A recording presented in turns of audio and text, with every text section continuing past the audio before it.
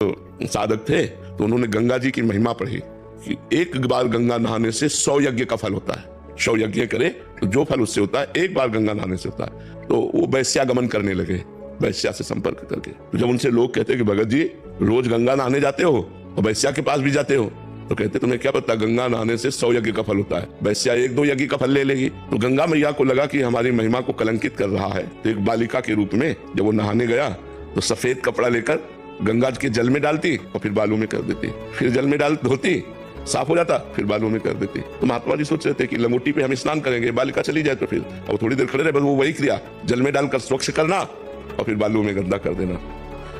बार बार धोती गंदा करती, जब धोती है तो गंदा क्यों करती हो, गंदा ही करना तो धोती क्यों है? बोले ये बात तेरी समझ में आ गई, ये बात तेरी समझ में आ गई। उस समय गंदा ही कपड़ा था, ये बात तेरी समझ में आ गई।